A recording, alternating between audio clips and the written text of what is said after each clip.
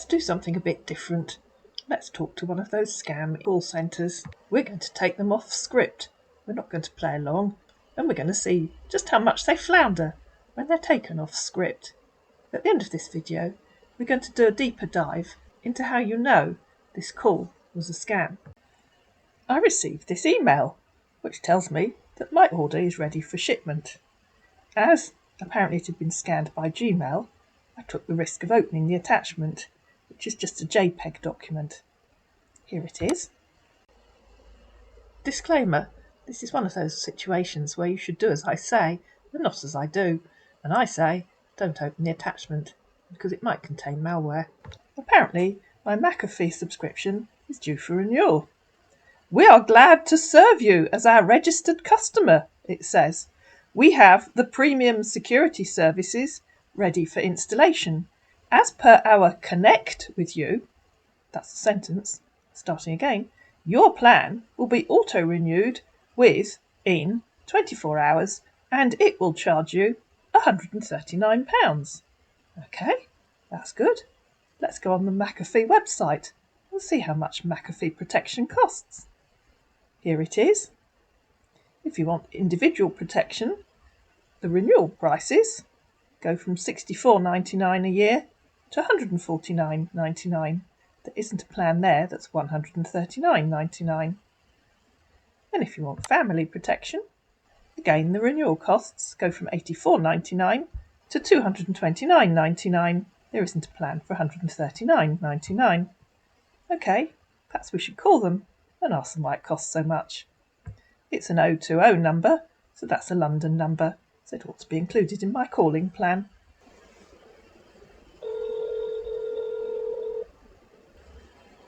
Thank you for calling McAfee. This is Jack. How may I help you?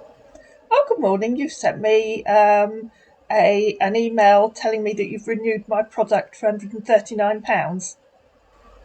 All right. Let me just know your good name, please. Let me pull up your account first. May I know your good name? My good name is Annie. Annie. Yeah, hi Annie. Thank you for calling. I believe it's a good day for you. So Annie, I can see that you have requested renewal of your McAfee account, right? That's clever. All Annie's given him is her first name, and yet apparently he's managed to find her account almost instantly. The amount which is going to be deducted from your account is $139, right? No, wrong. It's £139. Am I correct? You are going to renew it? It's £139, not $139. Yeah, it's 139. That's right, yeah. Right. Why is it Would you like to go ahead and renew it? Oh yeah, definitely. But why is it $139? It was only $29.99 last year. Yeah, it was $29.99 last year, but someone have tried for the protection. So maybe you or maybe someone have tried to purchase the McAfee protection of $139 for 3 years. So maybe the reason. So would you like to go in for 3 years? Yeah, you mean that's a 3-year payment?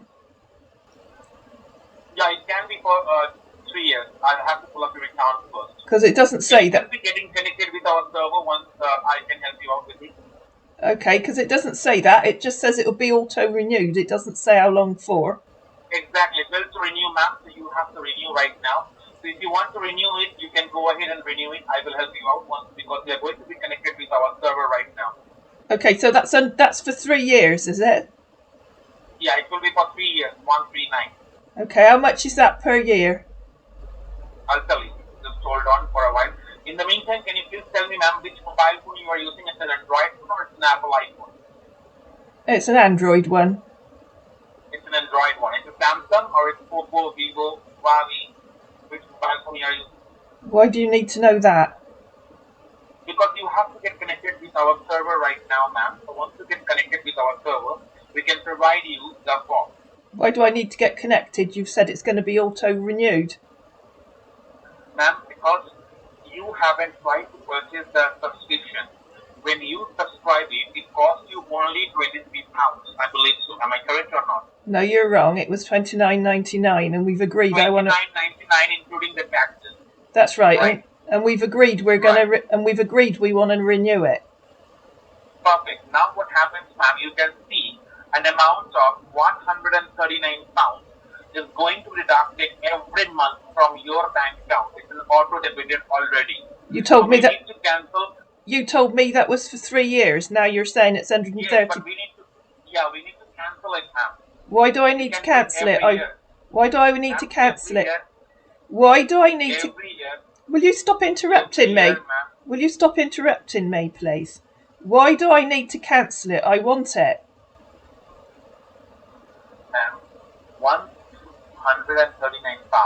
will be the extra amount for you.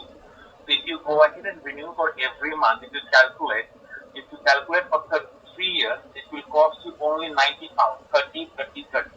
29 pounds into 3 if you calculate. Right, so why have you charged me 139 if it's 99? We haven't charged you, ma'am. It is a mail that auto debited already from many of our customers are calling us. If you go ahead and cancel this agreement, ma'am, we are going to renew for 1 year, okay? You don't have to be worried about it. I don't want to. You have to get. I don't want to renew for 1 year. I want the 3-year plan. Definitely, then you have to pay only £90. Right, so why have you sent me an invoice for 139? Ma'am, we have to cancel that £139 which has already been auto debited from your account. Yeah, but why did you send? Why did you send me an invoice for 139 if it's only 90? We haven't sent anything, ma'am. Some online unethical hackers, they are doing this thing. I believe you know nowadays many hacking and scamming is going on all worldwide. So you're telling me that email that I've received is a scam, are you? No. The email has been sent from us just to confirm the transaction. Would you like to go ahead and do that or not? Of course I want to confirm it, but I can't understand. Are you telling me this email is from a scammer or you sent it? I'll show you. Just hold on. I'll just show you. Just hold on. Hold on for a while. At this point, I was expecting another member of the scam call centre team to come on the phone, but our man came back. All right. You do one thing, ma'am, right now. Can you please put me on speaker and open your Play Store from your mobile phone so I can help you out to get connected with our server, then I can check it. I don't want to get connected with your server. I want you to tell me, is this email from a scammer or is it from you?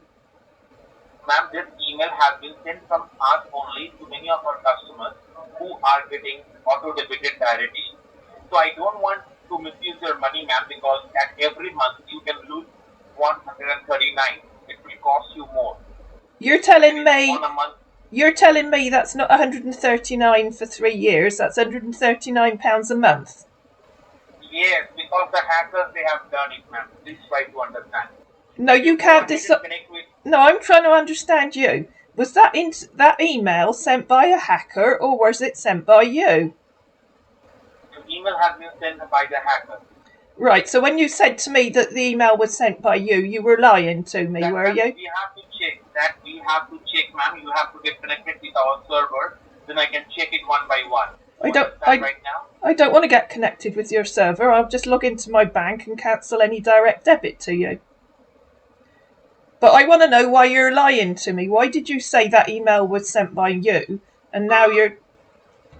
Apparently that was too difficult for our man from McAfee and he disappeared. Now, let's take a deeper dive into that attempted scam. How do you know it's a scam? The first clue was in the way the email was written. It didn't address Annie by name, and the renewal price wasn't any of the prices listed on the McAfee website. And look at the email address that email was sent from. BennyRiley8259@gmail.com. That doesn't really sound like a legitimate McAfee email address, does it? If the email genuinely came from McAfee, it might well contain an employee's name, but it would be something like BennyRiley@McAfee.com. Our man, apparently, was able to find Annie's account just using her first name. That's very unlikely, isn't it? Just think of the information that most companies would ask you to give them before locating your account these days.